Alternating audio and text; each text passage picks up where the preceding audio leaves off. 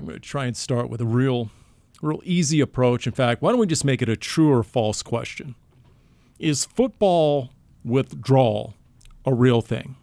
Yes or no, true or false? Dani, Sureck, Darren Urban, Paul Calvisi. Time was not too long ago. I would actually wait for your answer now.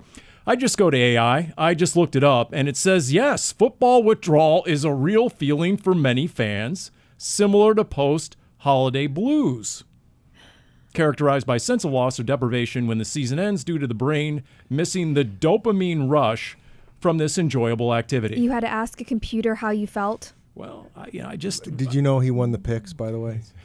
No, he didn't. He cheated. Okay, he used AI that 1 week. That's right. So it's actually kind of a poignant reminder because, as we've already found out this week, there will be change. That at any moment AI might have to step in here on Cardinals Underground, presented by Pacific Office Automation, in place of one or maybe all of us at some point. We'll see. Whoa! But look, it was Monday night.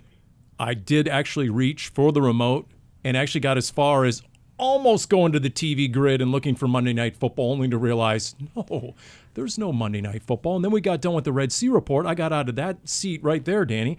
Went to head into the press conference with Nick Rawlis. No, season's over. Denied. Football withdrawal. Football withdrawal is real later in the year. Personally, I don't feel it quite yet just because it's all hitting me like a ton of bricks right now as I'm exhausted as the season has wrapped up and a busy offseason is only getting started. But as we start to push late into the summer and we're, gearing up for the final preseason game, then yes, you start to feel ready to have football back. When you work for a team, can you truly have football withdrawal? I'm pretty sure no. No days off. Well, it's in sync. No days off. That's right. That's right. Yeah. If you work for Bill Belichick, no days off. When you have a Super Bowl parade and your chant is no days off, I mean, that dude knows how to party. Also, Dani's right. Number one, even if you're a fan of a team, you tend to really get into the playoffs, whether your team's in it or not. So there's no football withdrawal yet. And besides, there can be no football. The actual games might have ended, but the football is still very much going on for this team now. Yeah, and it did get extremely real to kick off this week. Our Cardinals Underground flag flying half-staff in honor of Jonathan Gannon. And that's just on my own personal aside. Dani, from hosting his TV show, the affinity we had for the now former Cardinals head coach. And the most popular question I get is, well, were you surprised? Was it a shock? I mean, at this point in the NFL, having done it this many years, and quite honestly, with that many losses piling up, I don't think it should have really been a shock to anyone. Am I wrong on that? No, I mean, I think with the way it went, it's funny because we all saw all the reports about that it looked like he might stay, and there's all this speculation, and ultimately, this doesn't go just with ownership with the Cardinals and Michael Bidwell. This goes with every team out there.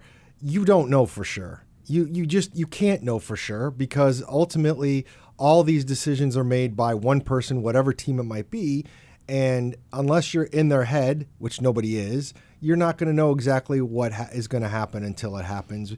Not in this case, but we've seen instances where coaches get the vote of confidence, they're not going anywhere, and something changes. I mean, everything should be fluid.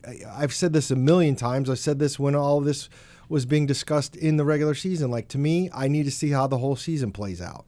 And they let it play out, and they felt like it was time to make a change.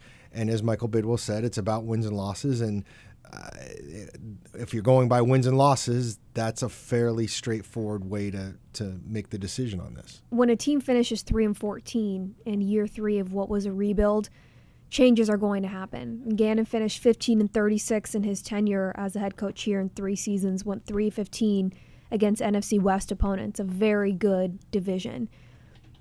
I don't think I would have been surprised either way. I think change would have happened regardless, whether that was the coach or just coaches beneath him.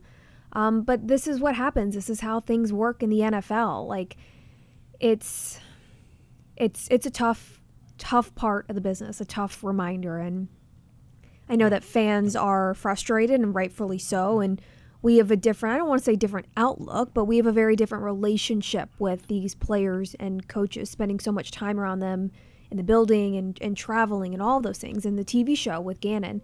And we saw a different side of him. I think if you watch that show during the season, you could also see that and answering questions a little differently and being more comfortable. And it's a stark reminder that these are people and this is a job, and these are people who lost their jobs, and that's the unfortunate but realistic part of the business. And I think two things can be true where you need a change, because to have 3 wins is not acceptable.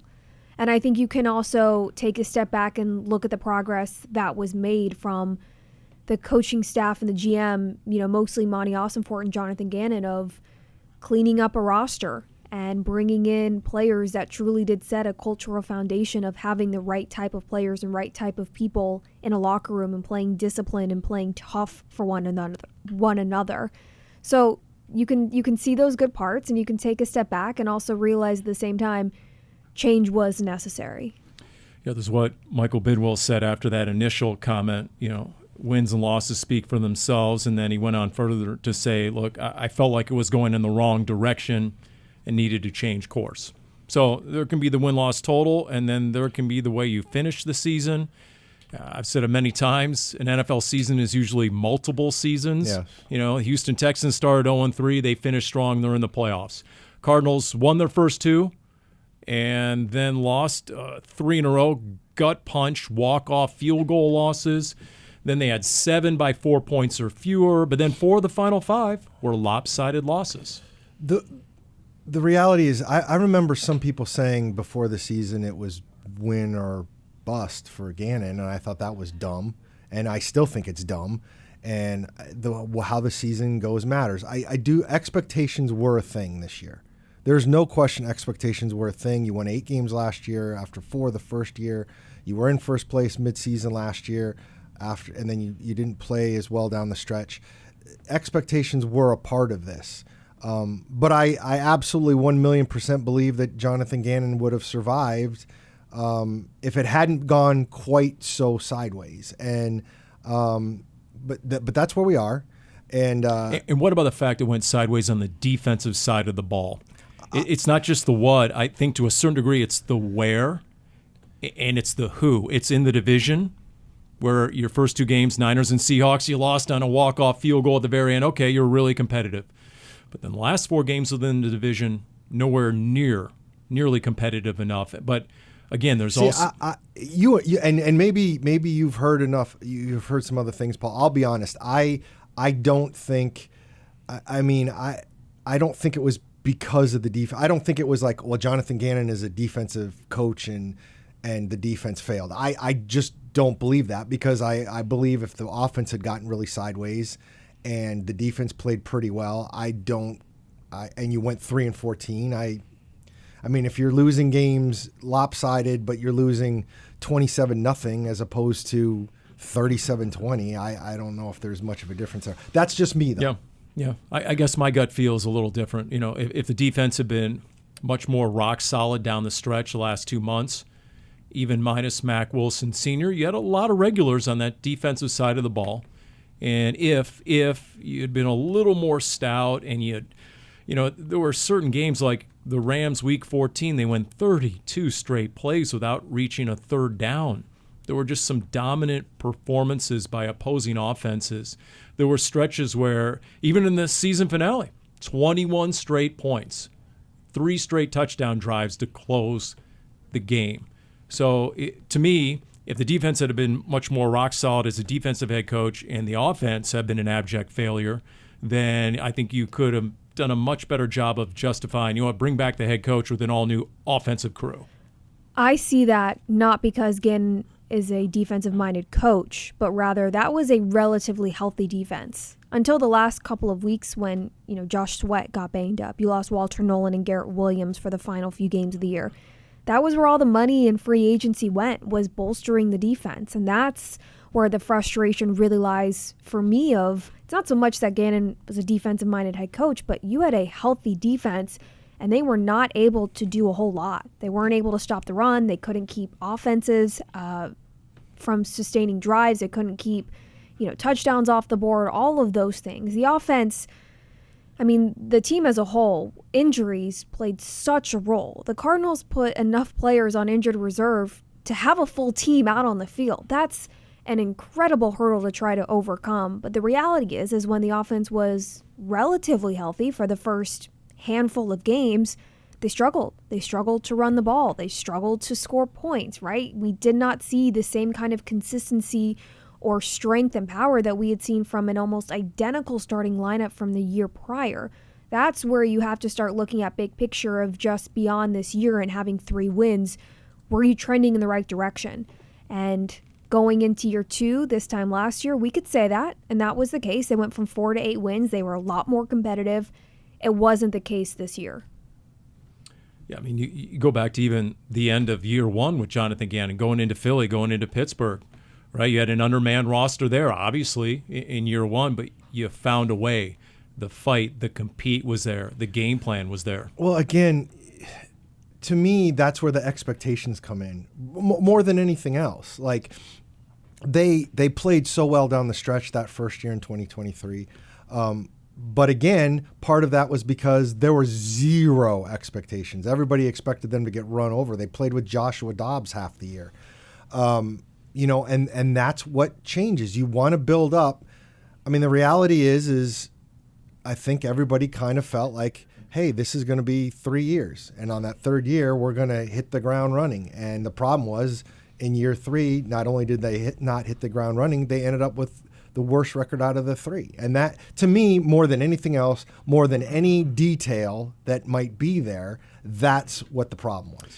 And then speaking of 3, there's the 3 other teams in the division, in which way they're going. If Michael Bidwell assesses the operation, says, you know what, it's going in the wrong direction, as he said, and then you look at the rest of the division, you knew about the 49ers. You knew about the Rams. But now all of a sudden, the Seahawks are the number 1 seed in the NFC.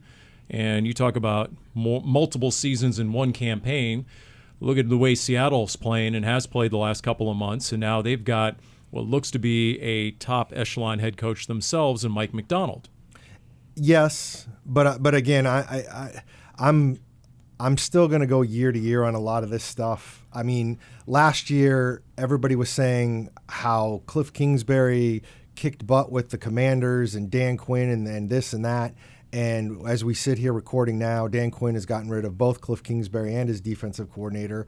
And they're basically restarting because they had a great year last year and they moved back. Now, I'm not saying that's what Seattle's going to do, but I'm sorry. I don't know if I'm quite where Sam Darnold is the all-time long-term answer. You never know where the injuries are going to crop up. So we'll see what happens. But as it stands right now, that's a big hill to climb with the NFC West, but that's what you're facing. And look, Seattle blew out its offensive coordinator last year after 1 season, Ryan Grubb, right? And they brought in Clint Kubiak, who, by the way, his name is being bandied about for multiple head coaching openings right now. I guess I'm just talking about Mike Macdonald's going to be there for a while. You would think. And he's established himself. You would think. But I also thought Kevin Stefanski was going to be able to make it with the Browns with a 2-time Coach of the Year, and now he's done because this league has a way. You might. I would, if I had to bet. You're right, Paul. But I'm not going to sit here and just assume. You should bet your whole paycheck. Isn't that what you like to ask of us? If you were to bet your whole paycheck, Darren. If I bet my whole paycheck, I'd say he's going to be there a long time. There you go. And honestly, I am talking more about the head coach himself. Now, can the situation go sideways? Can the organization within which the head coach is operating, can that go sideways? Kevin Stefanski in Cleveland, he obviously was collateral damage to a large degree. Right. The worst transaction in NFL history, the Deshaun Watson trade, that whole thing. So, but for example, look at Mike Vrabel now, right? Do you think Tennessee wishes they had Mike Vrabel back? So sometimes I guess the dysfunction of an organization will supersede the talent of the head coach. But if you're that dude, that coach, John Harbaugh, Mike Tomlin, guys who will be there for decades. So I'm just saying, based on what we've seen, early returns, there are 3 elite head coaches in the NFC West. Just my point is, I think that must have been part of the urgency, hasten the process and the ultimate decision. Absolutely. You have to be competitive within your division if you want to go to the postseason. There's no ifs, ands, or buts about it. Like, if you can't win within your division, you're not going to win the division, and you're very likely not going to get a wild card spot. And as good as it is to see that there's a lot of competition in the NFC West, it hasn't been great for the Cardinals. They have to be more competitive, and they have to be able to go toe-to-toe with these teams. You know, San Francisco is somewhat of an anomaly when you're talking about injuries. That's a team who has been banged up, to say the least, at almost every position, similar to Arizona this past year. They found a way to get it done. There were theories that Matthew Stafford wasn't even alive because he wasn't participating in training camp because his back was so hurt. And look at him now, right? Yeah. Like, these are teams that are finding ways to get it done. And you don't want to be fourth place team way down below in the bottom of the standings year after year after year. Well, it's funny, the Cardinals, because of the rest of the NFC West, as it stands right now, they're going to have the third most difficult schedule in the league next year. Now, again, and they finished with the second most difficult strength of schedule this year, I think right? They did, and because of the division, and that's what you're talking about. Now, people are always like, I don't understand it. How are you having the last place schedule? How are you having such a tough schedule? Always remember, out of 17 games, there's only 3 that change based on where you finish.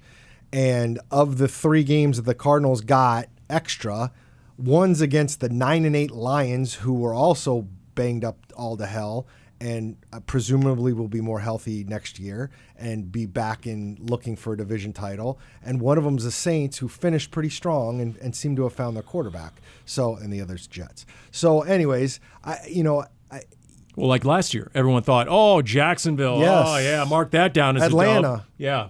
Tennessee.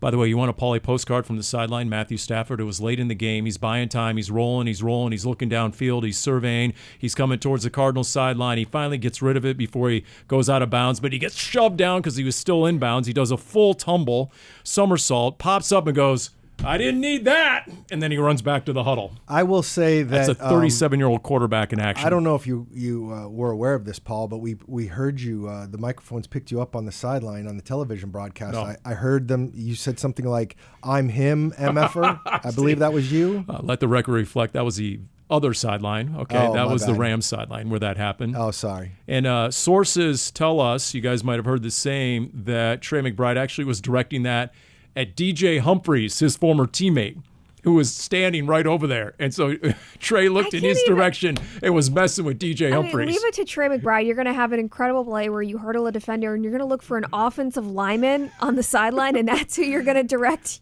your trash talking to. It's a familiar face. Look, I mean, and we all know DJ Humphries. I mean, you never liked the trash talk, right? I'm just going to say that story's way better if you imagine Paul doing it. Well, okay. The lie detector can go off if we want. Are we in the off season where we're generating and fabricating Darren, our own storylines? You don't get to use the lamp. Well, wow, it's a lie detector. Yeah, that's true. That went off. Okay. Any other immediate takeaways here? Anything sticking with you the most? Dani, you mentioned withdrawals from the season. I mean, you're sort of okay. What do you think? What's sticking out the most about this year? Did seem, as you might imagine, like a long year, did it not? It is amazing how quickly it goes by when you're winning and how in slow-mo it can go when you're losing. It didn't feel slow-mo in the middle of the season, that first losing streak. Probably the last 4 or 5 weeks, I would say, yes, life was moving in slow motion. A little bit. I just want to say thank you to Trey McBride and Michael Wilson to give us something to look forward to every week in terms of statistical goals. Now that'll light the lamp. There's no doubt. Because that gave me something to write about. It gave us something to talk about. Yep. Jacoby Brissett with the media, good quotes. Yeah. We'd like to thank all the above. I do think if you break it down individually, there are some bright spots you can take away moving forward. That might not be what we need to spend this podcast episode diving into because we have an entire offseason of that. And the reality is, it stings. It stinks when your season ends early, right? It's unfortunate, whether it's for the better or not, to have a coaching change and find yourself thinking, okay, like how do you not fall behind, and how do you make sure you're still generating that momentum and moving in the right direction now that you have to make this major change, a major change that's going to have a large trickle-down effect on the rest of the staff, player personnel, free agency decisions that are going to have to be made that can't be finalized. One, it's too early, but two, you don't have a head coach. But there are bright spots, and seeing Wilson and McBride have the years they did with a banged-up offensive line, a backup quarterback playing for most of the season, banged-up position rooms they were both in, and having to change their roles significantly, Wilson being a stellar wide receiver one, and McBride taking on a heavier blocking role because all the blocking tight ends went down. And those are impressive moments to take away from the season. I do think, Darren, you're probably best to explain as we talk about the coaching change, what the timeline looks like right now for those wondering of who can the Cardinals interview, when can that process begin, and how is it different depending on whether or not a coach is in the playoffs or not. Yeah, the NFL has made sure that they had rules in place because of, essentially they don't want to have playoff coaches too distracted, essentially, from their jobs. I do want to say, as we get started on this, as we record this, a couple things have just come out just while we've been here. The Cardinals, by various reports, have now reached out to 3 candidates to get these virtual interviews. And it's interesting. They're all defensive coordinators. Dolphins, Anthony Weaver, Vance Joseph of the Broncos, and Robert Saleh of the 49ers. Interesting. Vance Joseph was defensive coordinator here under Cliff Kingsbury. So, but essentially you can talk to teams, coaches that are out of the playoffs or teams with a bye in the next few days. I don't think they can talk to any wild card people. They can't until next week. Nope. So the Saleh one is going to have to wait. The Joseph one could happen now. The Weaver one could happen now. And these initial interviews all have to be virtual. I don't think there's any in-person stuff until much later in January. And ultimately what this means is the timeline for all these coaching hires, not just the Cardinals, is going to be a little bit later than it normally is, which is probably good. And they're trying to make sure that playoff coaches are on a similar timeline as guys that aren't in there, so that if you're a playoff assistant coach, you're not getting kind of screwed because you're good. Maybe your team college is good. football should take note. Yeah, well, that's a whole nother podcast, Dani. What about high school football? We'll get to my hot take a little bit later. I know where this is It's going. called a vertical tease. Wow, maybe I won't get to it later based on the initial reaction. I know where this is going. That was just say it right now. That was If it's not Josh McCown, I don't want to hear Phillip it. Rivers. No, you're Phillip both Rivers. wrong. I love it. You're both wrong. Here it is. Your Max Preps High School Coach of the Year. Carson Palmer. Carson Palmer. How about it? I'm pretty sure I'm only half serious when I say Carson Palmer should be on the list of head coaching interviews for the Arizona Cardinals. Would Carson Palmer ever want to give up that kind of personal time to do that? For the right price, Carson Palmer would give whatever. it up. Not that he really he's comfortably retired. Let's put it that way. Now look, he has kids that he's coaching in high school, so that's probably the biggest factor whatsoever. But if So did Phillip Rivers. If you can coach, you can coach. You're absolutely right, Dani. And that's then when the Phillip Rivers started coming out, I started thinking, okay, why not Carson Palmer? I mean, I'm pounding the table for Josh McCown because I'm a Josh guy. Just give me 30 seconds is all my bad. this deserves. Okay. But I'm going to go with it. Okay, back in the day, you know this, Darren, he used to run the Friday practice. BA would outsource the Friday practice to Carson Palmer. Boom, right there. Number 2, he comes in. He knows every single defensive coordinator in the league still. He knows everything that's being run. He come and get the automatic, immediate respect from everyone in that room as a former number 1 pick overall and longtime elite NFL quarterback. Plus, I'm guessing there's just something genuine about his coaching chops to walk in as a rookie head coach and win a high school state title, not unlike, wait for it, Jim Harbaugh walking into Division III University of San Diego and coaching it up, and then the very next year going into Stanford and taking a 1-win Stanford team to 10 wins, and then the second year beating Pete Carroll's juggernaut at USC, and then the third or fourth year he ended up as the head coach of the 49ers and took them from a 6-win team to the playoffs. If you can coach, you can coach. I would bring in Carson Palmer for at least a cup of coffee and a conversation. You know where Monty Austinfort's office is. What are you doing still sitting here? I'm going to go look for that suggestion box. I haven't really hit a suggestion box since last offseason when I suggested the tight end screen to Tip Ryman. The name of the play was Who Wants Some? Remember I dropped that in the offensive coordinator's suggestion box? I'm guessing Who wants Monty is some? just sitting up there waiting. Where's Paul Calvisi? Okay. I haven't seen Paul today. All right, that was entirely enough on that. So the three names that have been reported, Anthony Weaver, Robert Saleh, and Vance Joseph, two of the three have head coaching experience. Yes. Deal or big deal? Has Anthony Weaver been an interim? Don't know. We can look that up. Maybe the crew back there can look that up real quick. In If they're hindsight, not asleep. in hindsight, considering the way the absolute bottom fell out of the Jets after Robert Saleh left, not that they were a playoff caliber team, but they were a lot better with Robert Saleh than without. I don't see interim coach Okay. on his timeline. Thank you, Dani. And Vance Joseph, 2 years as a Denver head coach without a quarterback in like 17-18 or 18-19. And then he came and he was the defensive coordinator of Cliff Kingsbury. Last 2 years with Sean Payton. That doesn't hurt, coaching under a future Hall of Famer. And I'm just guessing, a guy now in his early to mid-50s, Vance Joseph, who's already been there and done that as a head coach.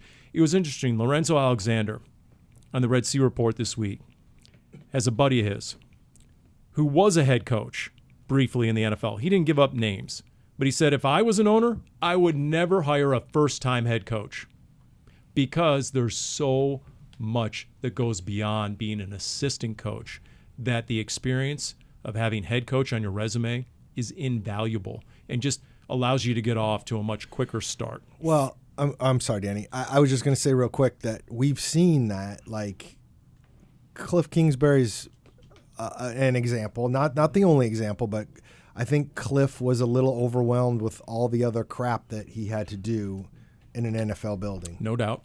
Typically, when things don't work out, you go from one end of the spectrum to the other. And so, right, the Cardinals had an offensive head coach, first-time head coach in Cliff Kingsbury. Opposite end of the spectrum, still first-time head coach, but defensive-minded in Jonathan Gannon.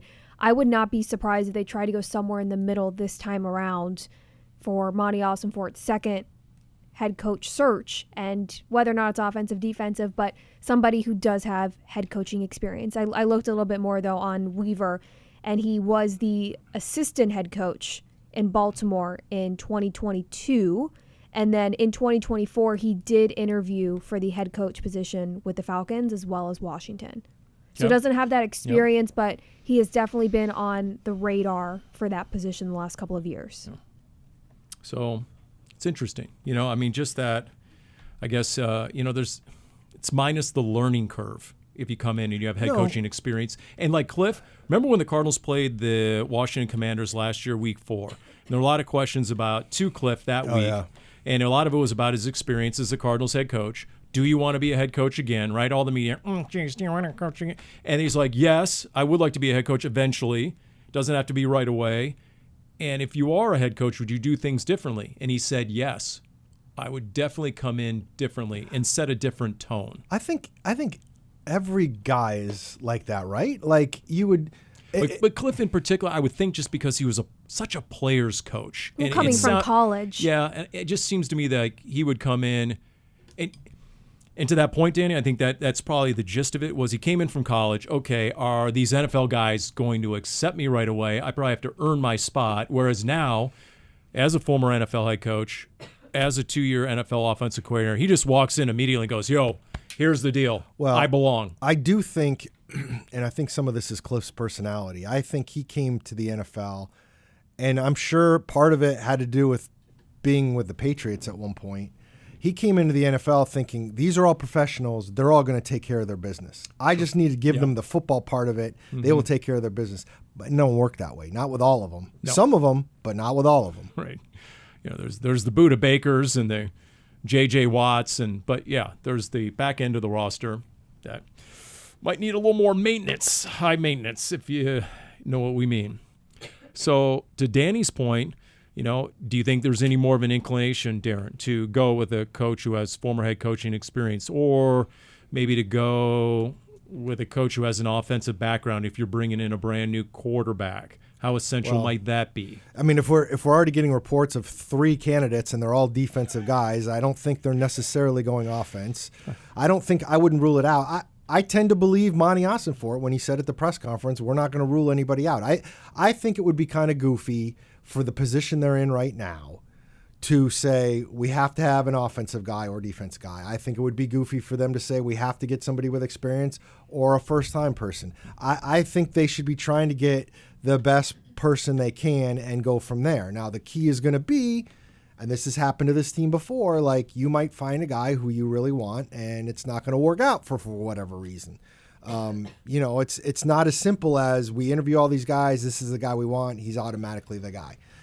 You have to figure out what the power structure is going to be. You have to figure out what the pay is going to be. You have to figure out all these things.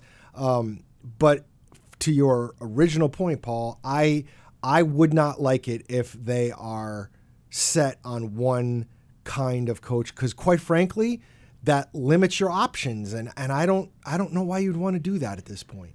This time around is different for so many obvious reasons of finding a new head coach. The first one being, you're not also hiring a first-time general manager and from front office and going that way. There's a lot of question marks, though, around the quarterback position and what Kyler Murray's future looks like with the Cardinals.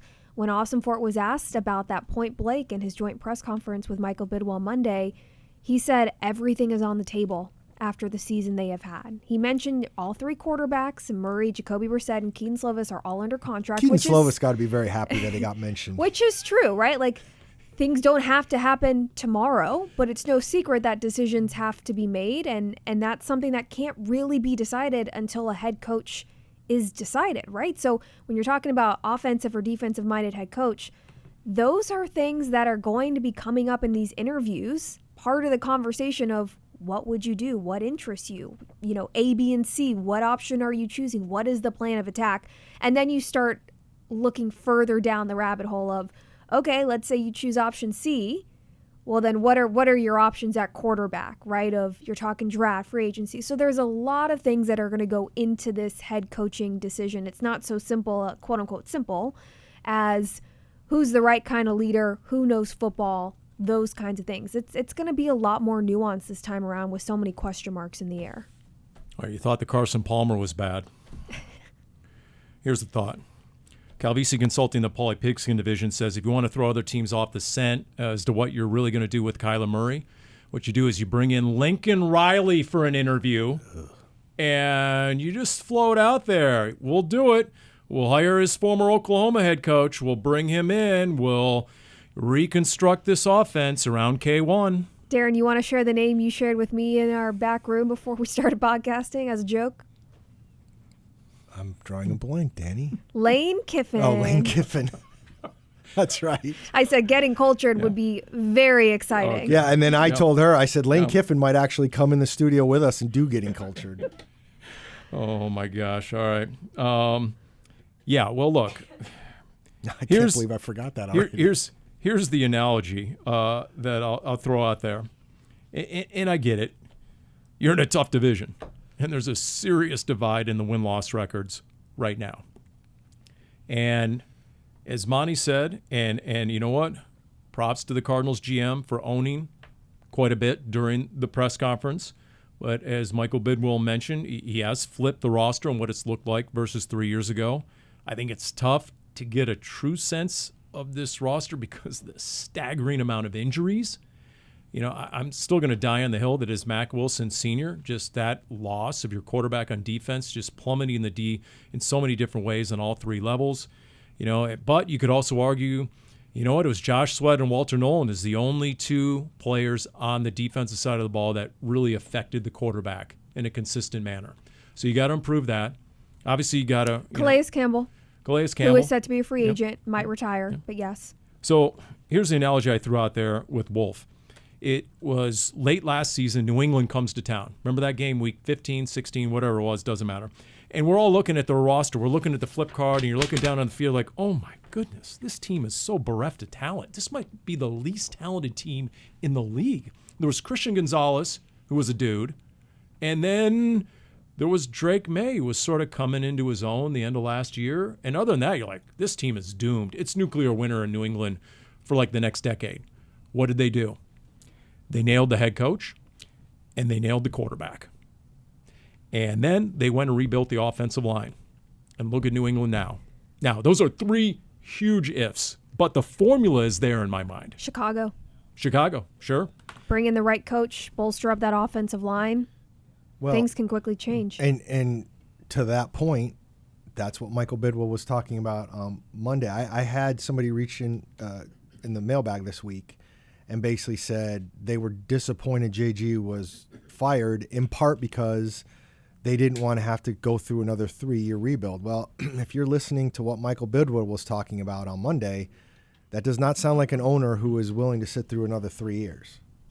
Yeah, it didn't take Liam Cohen 3 years. Didn't take DeMeco Ryans his first year with C.J. Stroud 3 years. If you can nail down a couple of key parts of your team, there's certainly enough talent on both sides of the ball. If you can get quarterback and head coach correct, especially since you now have at least 2 elite weapons, and you hope you can unlock Marvin Harrison Jr., and then you're going to be one of the few teams you can count on one hand who have a pair of wide receiver ones. Devontae Adams, Puka Nacua in your own division. You played against Jamar Chase and T. Higgins. Aren't that many teams. And then the best tight end in the league. So for everything the Rams and the Niners and the Seahawks have, they don't stink and have 2 potential wide receiver ones. Well, the Rams do. But then in addition to Trey McBride. You know, Seattle has Jackson Smith and Jigma. Well, you know, what else? And the Niners have George Kittle. But so that is your competitive advantage. Is this the segue into the Cardinals having the 3rd overall pick in the draft this year, Paul? Is it time for mock drafts? No, you know what? I might throw out Carson Palmer, but I'm not so crazy to go with mock drafts. Not yet. No, not on January 6th. And it'll be interesting. Maybe it's just because it hasn't been on a team I've covered, but to have multiple teams finish with the same record, you're going to have a bit of a carousel, a rotation as to how the picks are going to pan out in every round now. Yeah, if you're tied in at a record, then it moves around for every pick. And I think the Cardinals are the second pick of the 3 and 13 teams. So in the second round, they will have the first pick of the second round. Oh, double ding! I like that. All right. The Giants would go back to the 4th because I think there's 4 teams, and then in the third round, the Cardinals would be the 4th. It's a lot of math I don't need to worry about till 4th team of closer the to the 3 draft. and 13 teams, so the 5th pick, and you just keep rotating it. By the way, this might be one of many things I'm slow on the uptake here, but there's a lot of talk that whoever takes the Giants head coaching gig has like this franchise quarterback in waiting in Jackson Dart. You're not a believer in Jackson Dart? Has he already arrived? I'm going to be honest. I didn't watch a lot of Giants football this year. I didn't watch many Giants highlights. But Cam was on that team, Paul. I get it, but you know his foot was also pointed the wrong way last time I saw him, so I'm not really sure what his timeline is. But got Marcel shipped. I mean, are we already putting down that the Giants have their answer at quarterback for the next decade? Really? Jackson Give Dart? them a break, Paul. Well, I mean... Their last hope was Russell Wilson. Okay, I'm because if you're this. competing against the Giants for your next head coach, I mean, is that how much of a selling point is Jackson Dart? I guess that's my point. Okay, well, I guess I would say I kind of like what I saw from him if he can stay healthy, number one. And number two, I'm not saying he is the guy, but the way you're talking, you're just automatic dismissing him. What do you think he is? Like... Another Josh Roshan? So, is the Kyler Murray question a valid question? I've done question. What is in terms the of does he potentially have a future with the Arizona Cardinals? If all options are on the table, which is what the general manager said, I can't see how that's not one of them. Now, if you're giving percentages, I don't know if that's the biggest percentage of all those options. But again, there's a lot that has to be figured out with the Kyler Murray situation. He's making whatever it is, $36 million guaranteed in 2026. He's got on the 5th day of the league year, whatever roster he's on, if he's got this contract, he's getting over $19 million guaranteed for 2027. So there's a lot that has to be figured out in terms of if you go forward with him. Like let's just say the very basic, you keep him, and he's your quarterback next year. You're already guaranteeing him almost $20 million for 2027, no matter what happens, which is doable. Like that's not. Yeah. But at some point, he's also going to be looking for more guaranteed money, and where you're starting to talk about a contract again, and like there things get tangled up. I agree. I don't think that's the highest percentage when you're looking at all the options on the table. I do think that number jumped now that it's going to be a new head coach. You could very well get a new coach in here that says, with all the things that I'm going to have to do and the adjustments that are going to have to be made, keeping Kyler Murray gives us the best chance to win. Somebody who's experienced, who's a good quarterback, who's familiar here. I think that number jumped significantly. Again, not the most common of the options at this point, but I do think that number is more likely now that you're going to have a new head coach. I would also say this. If this was 2024 and you're picking third, then that would have drastically changed the equation because there were so many good quarterbacks at the top of that draft. This draft and the lack of good quarterbacks, and you can make, I'm guessing Fernando Mendoza is going to be a high pick, probably number 1 overall. But does anybody see Fernando Mendoza at this point being another Lamar Jackson or Joe Burrow? I don't think so. And it drops off precipitously from there, I think. I know a lot of people are talking about Dante Moore of Oregon, and I can't believe I'm talking about draft picks. But anyways. It's the most important position. In sports, you can talk quarterback. If Dante Moore comes out, you're talking about a guy who's got barely any on-field experience. And that usually doesn't play out very well on the next level, at least for a while. So yeah, see Trey Lance and Anthony Richardson. So you're talking about a situation where the Cardinals aren't even picking third, aren't in a great spot, it doesn't look like, to find the quarterback of the future, at least in the first round. Now, you might take a flyer on one later, picking at the high point, picking second in round 2. Carson Beck. Knowing that the Raiders probably will pick a quarterback number 1 in the first round, but then you're dealing with teams at the end of the first round and all that stuff. Yeah, because new Raiders head coach Brian Flores and offensive coordinator Brian Dable, they're going to need their guy. They're going to need their franchise quarterback. So that's with Tom Brady at the helm. I can't believe I told Darren we have getting culture, and we don't have getting culture, which means I can't talk about insanely popular influencer Alex Earl seen canoodling with Tom Brady in St. Bart's over New Year's Eve a month after announcing her breakup with Texans wide receiver Braxton Berrios. I mean, can you believe she can't talk about that? I mean, she just doesn't get to say anything about it. Oh, my goodness. Wow. Okay. Well, that's why social media was created, so you can have a voice online. Thank you. Yes, that would be good. Yeah, because I'm the same way. Like, I was disappointed we're not having a winning behavior today because I really wanted to talk about the non-winning behavior of the Jets defense not getting an interception all season. The last time that happened was in 1933, and the leading passer in the league in 1933 had 973 passing yards. And they probably only played like 11 games. And your head coach was known for interceptions as a former cornerback. But again, we don't have getting cultured. We don't have winning behavior, so we can't talk about those things. Okay. All right. Anything else you feel the urgency to discuss? The opponents. I literally, by design, have not looked at next year's opponents whatsoever. Do you want to run through them really quick? Home and away. Do you want to run through beyond the division? What are the home opponents? What are the away opponents? I purposely have not looked at this yet. I can do that for you, Paul, if you just give me one moment. And most importantly, just remember one thing. You want home or road first, Paul? There are only 2 kinds of games in the NFL. It's not home or away. It's roof or no roof. Oh, well. And by the way, SoFi has a roof, but it does not have climate control. And Dani, we decided, the collection of yours truly and the team docs decided that the Rams game week 18 was the coldest game of the year. It was chilly, which, I mean, thank goodness. We have really lucked out with weather games. The Bengals was the last couple of years. 67 degrees. That year where we were in Pittsburgh and Philadelphia and Chicago in the winter and it wasn't horrible, or we got Buffalo week 1 and Green Bay early on. We really have lucked out. Okay, so we'll quickly go over this. I'm going to go with the roof home schedule first, Paul, because please do. Although remember, the one time the Cardinals had the roof open at home and Paul got hailed on. Yeah, that's true. Yeah, that is true. And then I realized, idiots, just step 5 feet back, and then I was under the cover of the roof line. All right, home games. Eagles, Commanders, Broncos, Raiders, Lions, Jets, and then the 3 NFC West games. Yeah. Say that again real quick. Home opponents. Eagles, Commanders, Broncos, Raiders, Lions, Jets, and the NFC West. Okay. It's all or nothing. You're either really good or really bad. Yeah, really, and well, we'll see what happens. You just got through telling me how Brian Flores is coaching the Raiders. All right, road games, 2 very, very possible freezing cold games, depending on when they are.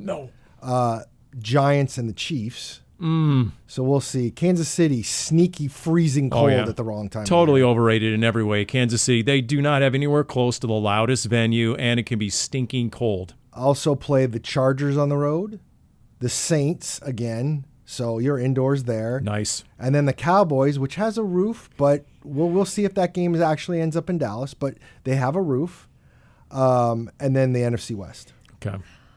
Let's We're just going to let that go. Paul. Let's rewind that a little bit. The Dallas game. If it's an international game. Oh, I see. Okay. All right. I don't think I've been to SoFi for a Chargers game. So we'll go to SoFi twice. It looks the same. Yeah. It looks Thank the you. same. We'll go to SoFi twice, once for the Chargers, once for the Rams. That's correct. I'm not surprised that I don't think Kansas City is cold in a sneaky way. I mean, I lived in Missouri for 4 years. What? It did not surprise me that Missouri gets cold. Oh, I see what you're saying. It's not. It's cold. I'm not well sneaky. I'm well aware Okay. of how cold that is. I like how you.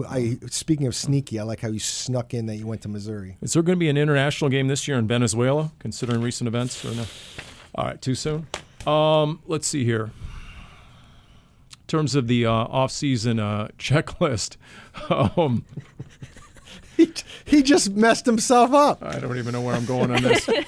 I guess this would be a good time to. Darren already mentioned it. Does it need further clarification as to who finished atop the weekly picks standing board? I just want By a to let single everybody game. know, since I've been telling Cody the whole time, I hated the picks this year with a Paul passion. finished with 162 wins, Darren 161, myself 153. So I made improvements from last year, but again, this is like the leaderboard with an asterisk there because Paul cheated 1 week. I was ready. Truth be told, TBH, as the kids say, I was all ready with my excuses, because I thought I completely tanked week 18. I'm like, it's not fair. You don't know who's playing. You don't know if they're playing hard. We all have the same issues, It's Paul. like August all over again in week 18. How are you supposed to pick the games? Oh, well, wait a minute. I actually went 9-6 and won by a single game. And wise guy, Darren had 15 wins, Paul 3. Oh, no. Do you think I'll be able to remember No. when we picked that up that Darren was our reigning champ? Oh, man. I don't know. 3 Who wins. won absolutely nothing? 3-win seasons beget change. So Paul- we'll Paul- see what happens next year. on Paul's Wise going to Guy. have wise guy withdrawal. No, that's wise guy nightmares. Yeah, you're right. Yeah, exactly. All right, so there you go. Unless we want to add anyone else to the list, it's a free country. I added Carson Palmer and Lincoln Riley. Do you I guys said want Josh McCown. and Josh McCown from Darren? Okay, all right, that's cool. We're gonna, why not? Everyone has their own list. I mean, you can't be wrong unless you. Danny, you want to throw anybody out there just for the fun of it? Oh, I said Lane Kiffin too. Oh, no, please no. I Come say on. this if for anybody listening, 100% joking only. We're already paying Cliff Kingsbury. He's available. He's available. It is amazing how Get him and Vance back together. Get the band back Yeah. together. if you believe the reports, it was a mutual agreement that he split ways with Washington. It is amazing when you're still getting paid a head coach's salary how you can just take or leave a gig and not have to worry about it. Although all the reports that I saw, it might have been parting mutual, but it sounded like if Cliff wasn't going to be mutual, that he was probably out anyways. I get you. By the way, am I the only one? Can you see Cliff being the next head coach in Tennessee? Cliff Kingsbury in Nashville. Is that not a good fit? That is a good fit. Is it not? Are we talking as a person, like his personality? Just the whole thing, the Yeah. whole vibe, I could see that. That'll do it for this edition of Cardinals Underground, presented by Pacific Office Automation.